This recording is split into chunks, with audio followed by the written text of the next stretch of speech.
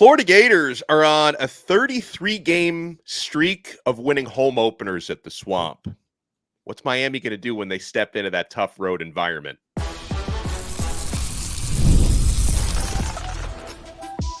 You are Locked On Canes, your daily podcast on the Miami Hurricanes, part of the Locked On Podcast Network, your team every day. Now, most of those 33 straight were against cupcakes in the Gators opener, so Miami's going to try to change history when they step into the Swamp this weekend. I am Alex Donno, University of Miami alumnus, co-host of Locked On ACC, and writer for allhurricanes.com. Thank you so much to the everydayers for making Locked On Canes your first listen and your first watch today. We're 4 days away. 4 days away. We're available free wherever you get your podcasts. We're free on YouTube. We're part of the Locked On Podcast Network, your team every day. Today's episode is brought to you by FanDuel. Now through September 22nd, all FanDuel customers can bet $5 and get a 3-week free trial of NFL Sunday Ticket from YouTube and YouTube TV. Visit FanDuel.com/LockedOn to get started. It is a Truth Teller Tuesday. Yes, it is, baby. Got Bruce Warner with us. Bruce, are you were a little shaky and anxious last week. You feeling more confident heading into the Swamp? Am I confident? Not after what I saw last Saturday between Florida State and Georgia Tech. Wow, they laid an egg. I'm nervous. I know. Do I think we're better than them? Yes. Do I think we should blow them out? Yeah, 10, 15 points. I think we should. But again, we have a history of not really showing up in big games in the last 20 years. But I got a big name guy coming on the show with us today. This guy was dynamite in the big games against Notre Dame, Florida State.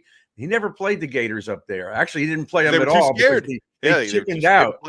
But here's my second best friend of all the former players. Everybody knows Caesar, but his roommate is my guest for today, the incomparable Stephen McGuire. What's up, Stephen? What's up? How are you? Gentlemen, I'm doing good, and you? There he is. Well, he was talking to me, gentleman. He was saying, gentleman. Right. I know he wasn't talking about me. So happy to have Stephen McGuire. Stephen McGuire, who still to this day holds the career rushing touchdown record at the University of Miami. He's a Sports Hall of Famer. And Stephen, Bruce mentioned it. You never got to play the Gators because the Gators were very scared after 1987. They decided Miami could no longer be a part of the yearly schedule because the automatic loss is going to hurt us way too much, right? But you have plenty of experience, your time at Miami, late 80s, early 90s, going into hostile road environment. So how did you prepare for that? When Miami's about to step into a stadium that holds 93,000 fans, how would you prepare for a situation like that? Well, first of all, I would practice the way, during that week and just get my mind right, and, as a team, we practice hard and, and this week they should be focusing on, special teams is going to be big, of course. Turnover is going to happen, but you got to overcome the little things, the holdings, the stupid penalties, because there's going to be a lot of penalties. It's going to be their first game, and you got Cam Ward. This is his step out game.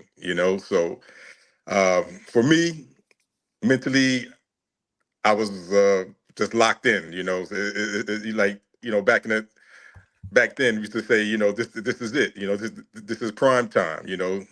Either you show up or you don't, and, all the odds is on the Gators this week. It's going to be down there in Gainesville and, 93,000.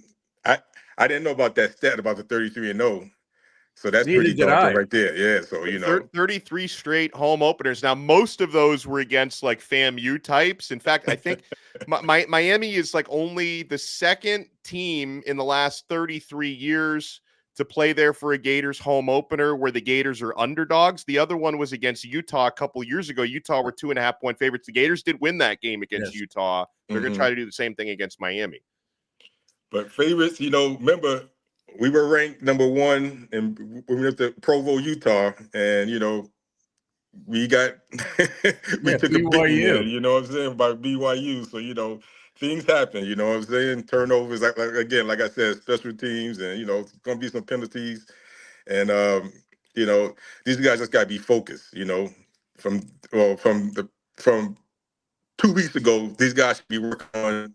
They should have been working on plays and situation turnovers and all types of stuff. That's what we did. And I'm sure Mario, is doing all of that. But it all comes down to the players. These guys got to be mentally right. Yep, Because they got to be mentally right. they Speaking got of to be mentally mental, right. speaking of Short mental, I yardage. just got a text from Mark. I just sent him the link to the show, so he might be listening or something. All right. But anyway, yeah. So I know Mario talked about it. And Alex could attest to this. The noise. They're working on hand signals and all kinds of other things because of the noise. They have to do that. So, Yes. did you do that? Did you prepare for noise when you went to Tallahassee for Wide Right 1? Yeah, one time what Coach Erickson did, he just brought in loudspeakers.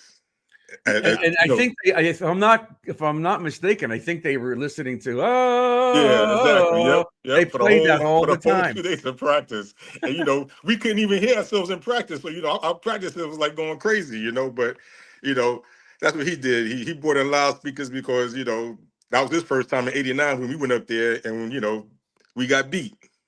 And that didn't work. So the following year he just kept it regular and. Well, yeah, what was it? 1990. Yeah. They came to Miami. Then 1991, everything was regular. Back to itself again. So we didn't have the loudspeakers and players couldn't hear in practice. So it was totally different. I'm sorry. Who were the leaders on your team, Steve? What leaders did you have? Gino. Let me see. Well, Gino was a quiet leader, just like myself. I wasn't an outgoing person. Jesse, Mike Barrow, those guys were leaders for the defense. Leon Searcy was a quiet leader. Things changed. Bernard Clark was our leader in '89 and 1990. He was the most outspoken person that anybody had a problem. They go to Bernard would go to the coaches and stuff like that. And, he'll make things happen, But I'm trying to think. My era, when 1990, 1991, 91, I think it was a group of us. We had Lamar, me, Gino, because we all played in '89 and then we all worked ourselves up. So, most of us led by examples, by staying late after practice, doing the little things, and so that's how some of us led. But Jesse was a leader. Mike Barrow was outspoken. Mario was a quiet guy. He was Mario. And most offensive linemen, they're kind of quiet somewhat. With one exception, number 54, who was snapping the ball. Oh, I forgot about Kelvin. I forgot about Kelvin. You can't use the word quiet and him in the same sentence. Yeah. Well, Miami's got a guy like that now on the offensive line, and Bruce, you probably heard this, and Steven, maybe you didn't, because whenever we had a chance to ask some of the players at Media Day about a month ago about who talks the most trash. And, one of the guys who talks the most trash, but not the absolute most, is Cam Ward, the quarterback, is a big trash talker. But the guy that everyone says talks the most trash is Inez Cooper, the right guard. So there, you got somebody on the offensive line now that tries to pick up that trash talking pace. Okay, good. Only one thing about trash talking, I mean, you got to back it up. You know what I'm saying? Well, there was a little trash talking in the Cotton Bowl, wasn't there? Because I still have this vision of Steven at midfield going like this. Come on, let's go. He's telling him, come on. Boy, were they intimidated in that game. Right? Wow. Maybe they should come out and do that to the coming out for the Gainesville. Just come out there and just stand right there, just in the middle of the field and just, come on, bring it, let's go. Yeah, that's not Mario's style, though. Mario wouldn't go for that. Come on, Styles. You know what I'm saying? Hey, I know. I agree. If you win, everything will be forgotten. Everything will be forgotten. You know what I'm saying? So hey, try it. You know what I'm saying? We got a lot that we're going to get to here with Stephen McGuire, Sports Hall of Famer, who's nice enough to join me and the Truth Teller here on Locked On Canes. I want to dive into what practices are like, because when we talk about what it was like back in those days, iron sharpens iron on the practice field. How Green Tree was easier than the games Miami would have to play on Saturdays back then. I hope Miami can get to something like that. But my friends, we are only getting started. You want to keep it locked right here on this brand new episode of Locked On Canes. We're so happy to have 5 Hour Energy on board with us here on Locked On Canes because I need it. I need those pick-me-ups. You get tired after lunch? I do as well. In fact, research shows that more than 70% of us hit the wall after lunch. Let a 5 Hour Energy shot help you leap over that wall instead of crashing into it.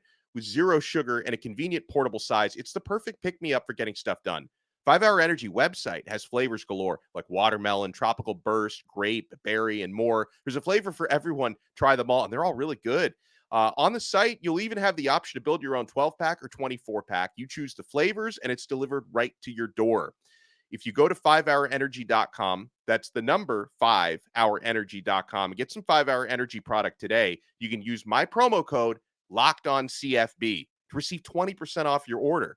This offer is only valid until September 30th, and one order cannot be used with promotions, with multiple promotions. The code is not good on subscription orders. Go to 5hourenergy.com today. Thank you so much for making this episode of Locked On Canes your first listen and your first watch today. We got the truth teller with us. We got Stephen McGuire, Sports Hall of Famer, with us. Stephen, we were just, before we started the show, we were talking off air about, how difficult it was for you and the other Miami running backs just to pick up a half yard in practice against that defensive line. Can you tell me about the depth back in those days? And you won national titles at Miami 89 and 91. Yes, I came in 88, 88, and I was on the scout team, and I'll never forget. Coach Ozeron said, either you're gonna get better or you're gonna get worse. Some guys took that year and just looked at the cards and just said, yeah, I'll just run the routes or do the plays, and then you're not gonna get better that year. You know what I'm saying? And I took them on myself just to get better that year. And that year, our offensive line was, them guys were straight out of high school. You had Mario, you had Diego London, you had Kip Vickers, and somebody else, And, those guys were going against Cortez Kennedy, Bill Hawkins, Greg Mark, Willis McGee, Shane Curry, Jimmy Jones, Russell Maryland. Come on. I mean, and you know what? And Coach Davis was going crazy, and he would challenge those guys, and he would challenge us too. He said, he would tell those guys, the big guys up front, if these guys get 3 or 4 yards, y'all guys are running. So those big guys, they didn't want to run after practice. So it was a challenge, and for what I'm trying to say is that these guys on scout team, they got to give that defense or offense just about the same look that they're going to get from Florida. They have to go out there and compete too, because that's where you're going to win. That's where you get the good looks. If you're not getting a good look on scout team and then Saturday, how you going to match up? You know what I'm saying? It's just not going to work. Now you got these guys coming in with 4 or 5 stars. They think they're prima donnas and they got their money already. So, and they on the scout team. They're not going to, I guarantee you some of them guys not going to go hard because they got their money already, and that's a big deal now. And I don't know how it's working out with college football. I mean, college football is, I don't know, it's going crazy now. I seen Oklahoma State University, they got the SR barcodes on the back of their helmets to give the kids tips on big plays. Yeah. So I don't know, but anyway, I didn't mean to digress, but that's where, in practice, when I was giving the ball on a short yardage, I try to get that 3rd and 2, this way the coaches gain confidence in me, 3rd and 5 or whatever, or if I got to make a key block, that's where you gain your confidence from your coaches in practice, So if a guy's not doing a thing in practice and he expects to go out in the game, it's going to happen whatever you do in practice is going to happen in the game. That's automatic. You know what I'm saying? If you fumble on short yardage and you fumble during the goal line in practice, you're going to do it in the game. It's just eventually it's going to happen. So that's where some of these guys got to get their confidence and, establish that these coaches should get these guys in the game. Yeah, there was a play. I watched the Florida State game, the wide right one, and you got it down to like the 2, and then they took you out and they put Larry Jones in, who scored the touchdown. Yeah. And I'm thinking to myself, I wonder if Steven's mad. Yeah, I was just tired that game. Oh, you were tired. Okay. Oh, okay. You had a big game. Yeah, I was tired that game. I mean, I was, I missed a couple of blocks, but I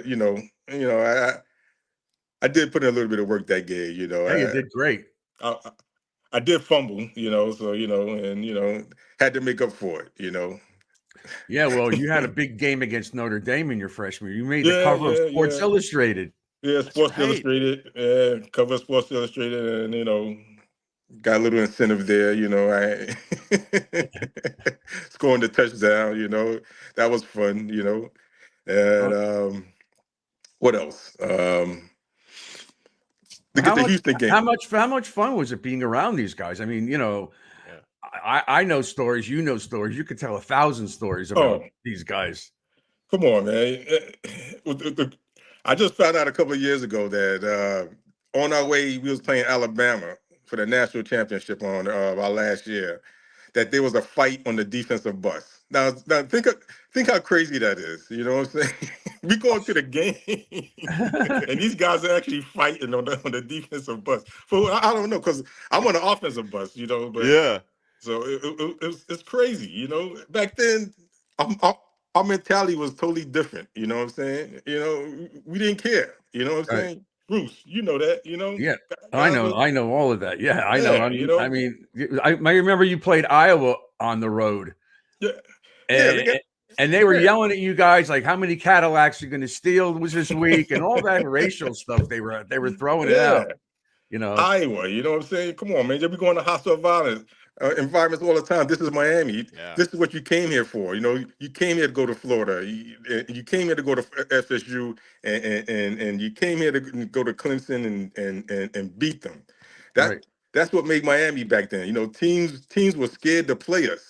And that's what we got to get back to. You know what I'm saying? Let's get back to that. Well, and you know what, Stephen, go ahead. Yeah, you were talking earlier. You were listing off some of the leaders on the teams when you played, into 90 and 91. But just the importance of a player-led team, because I know that some fans think, it's up to the coaches to set the tone for these guys, and I think Mario Cristobal understands how that should go, because of course he played with you guys and won titles with you in 89 and 91. And he wants the team to be player led. And I know that's something that the guys are emphasizing to each other. They have a leadership council in the locker room. Like, I mean, because at the end of the day, the coach can only do so much, Stephen. The coach only spends so much time with the players, but the players are with each other all the time. Talk about the importance of holding each other accountable. Oh, definitely. I mean, guys used to mess up at practice, and guys used to get on them. Come on, man, you got to do this. You got to, you got to be there. Guys were coaches on the field. Randy Shannon was the first one, I think, back then. He was actually a coach on the football field. He would tell me on the scout team, no, you're doing it wrong. You're supposed to run this way. You're supposed to block this guy right here. So Randy Shannon started that, He was originally our first coach on the football field. I mean, and then Bernard Clark took over, and then from there it kind of faded. But we had our leaders, as far as Leon Searcy.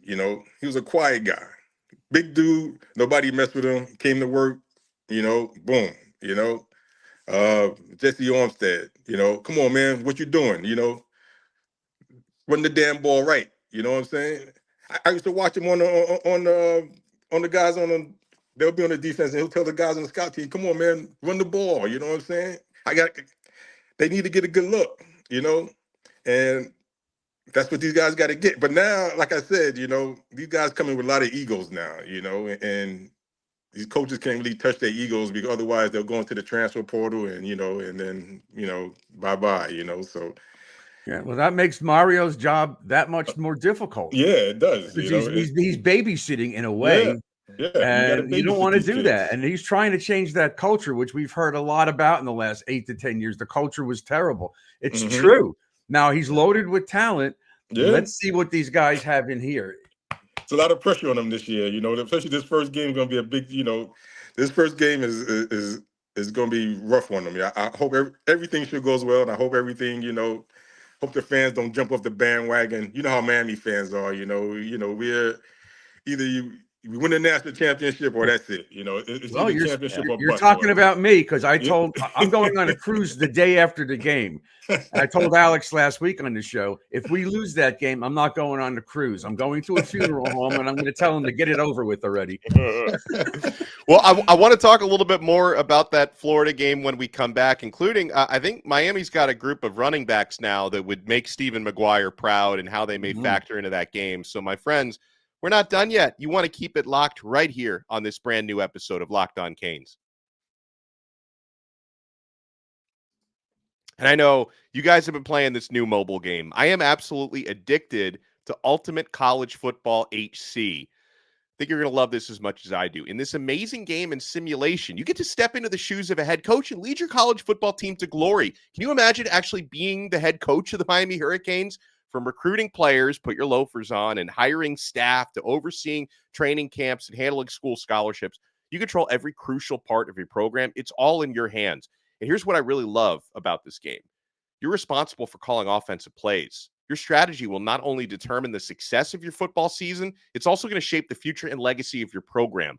Ultimate College Football HC is completely free, has no ads, and is 100% playable offline. You can play on the go as you want to and when you want to. And of course, we have a special offer for you from Locked On Canes. Use the promo code LOCKEDONCFB, all caps, inside the game store to receive a free boost to your program. Make sure you take advantage of this perk with the code LOCKEDONCFB. It's going to get your team off to a strong start. To download the game, just visit ultimate-cfb.com and look it up in the app stores as well. Ultimate College Football HC. Begin your coaching legacy today.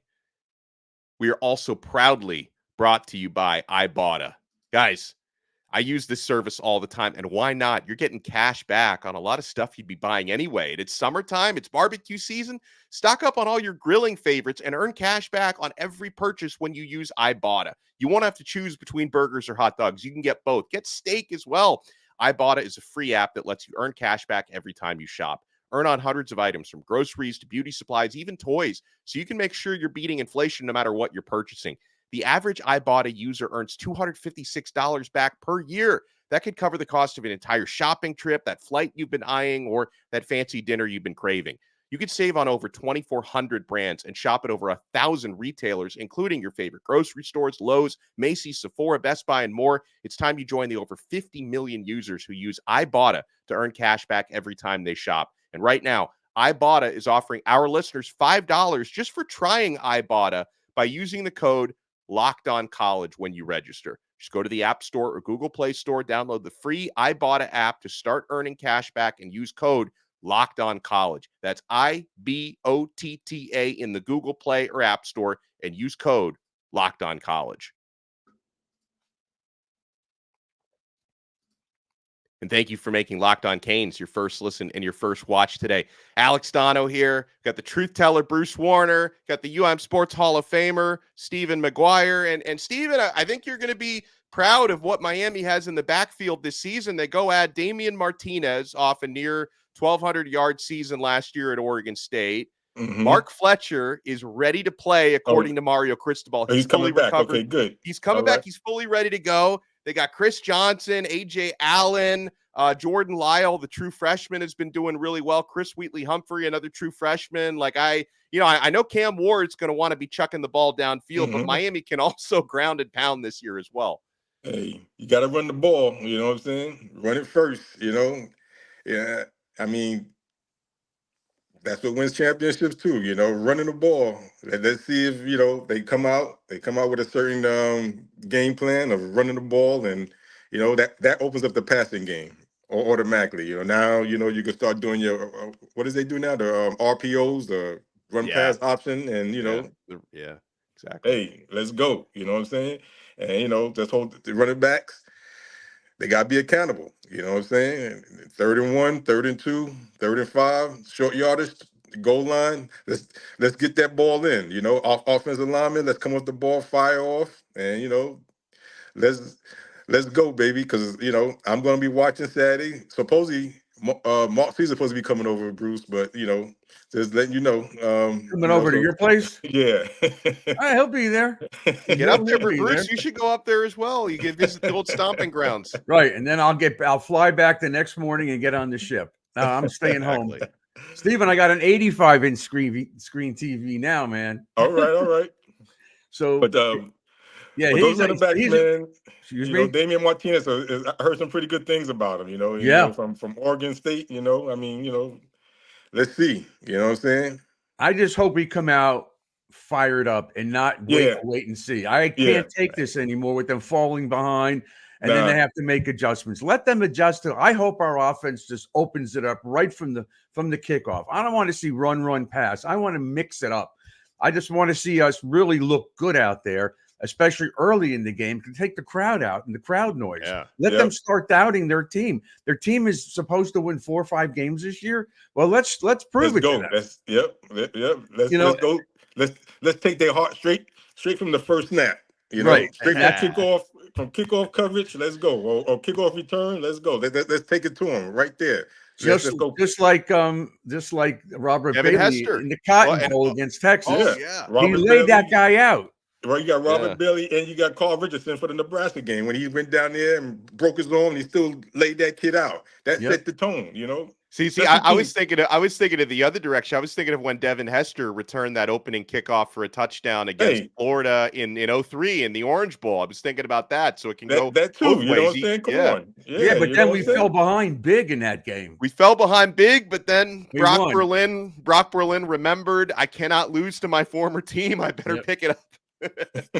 And again, every former player that I bring, or mostly every one of them, and Stephen will attest to this, especially these guys, because I was closer to them than any other group of players.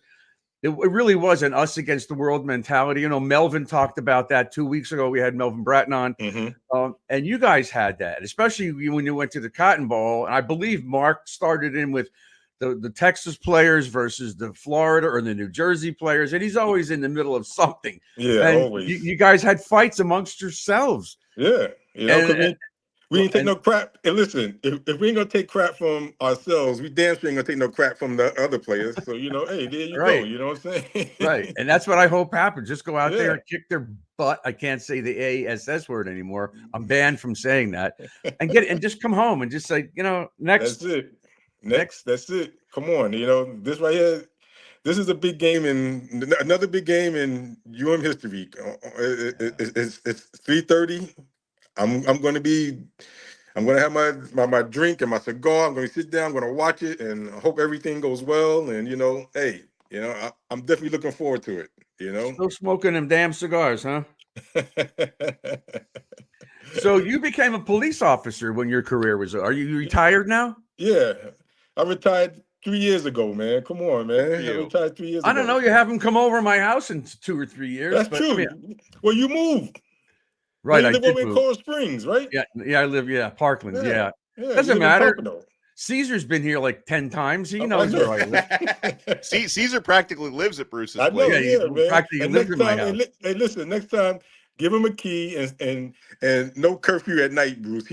He's close to 60 years old, Bruce. Come on, Bruce. Even when I was in my house, I went out with my wife for dinner. I came back, my car was gone. He took my car and he was using it. Oh, wow. He doesn't have a license. You know that, right?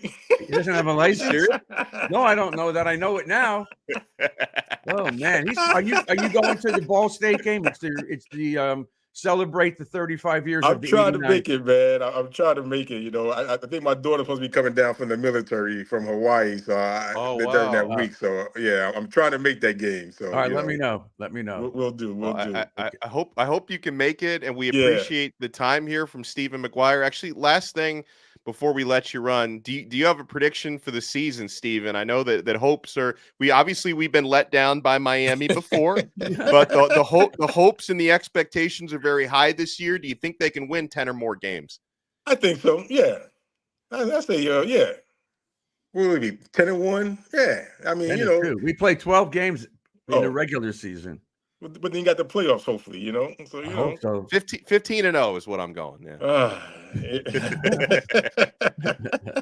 Not really. My real prediction is 10-2. That's the one that I'm yeah. going I with. mean, you know what? I mean, it's tough. You know what I'm saying? Because you're gonna need some luck. You know, you're always gonna need luck and going undefeated or winning 10 or 11 games, no matter what. You know what I'm saying? And you got to stay healthy. Yeah, that too. You got to stay healthy. Yeah, I don't know who to back up. Damn, if Cam Ward goes down, what happens? Yeah, Emery Williams or Reese Poffenbarger would want one of those that's what I'm guys would be the saying. Yeah, backup. And then Stephen would say, "Who? Who exactly? Right? You know." Well, we can't thank you enough for taking some time with us. And Bruce, thank you for wrangling Steven and getting him on the show. And we appreciate your time. And I hope we see you down at that Ball State game. I understand if you can't make it because your daughter coming home is pretty important. But if you can make it, Steven will be looking for you down there. All right. I appreciate you guys. Yeah, appreciate you, Steve. And one last thing is that these guys make comments and they ask for me to bring players. So they asked for Rondo and then they asked for you. I said, okay. You know, So if these people want former players, let me know. We had your coach on. Donnie Solinger was on. He's a great guy. Right. Yes, he's great. And I saw, and Donnie recently visited a Miami practice. I saw him on the Canes Camp YouTube service, and he was talking to the running backs, and it was great to see Don out there. And that made me think, like, we got to get Don back on this show. You got to get Don. Just ask me.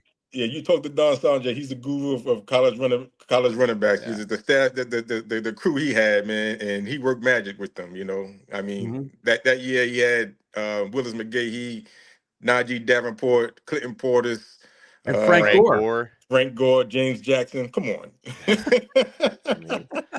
Unbelievable. Well, we appreciate the time here. All right. UM Sports Hall of Famer, career touchdown run record holder at Miami with 35, Stephen McGuire. And thanks, of course, to the Truth Teller. And guys, you know, we're going to continue the content throughout the week this week, building up to that Florida game, including later this week on Thursday, we're going to have a roundtable. Bruce is going to come back for that.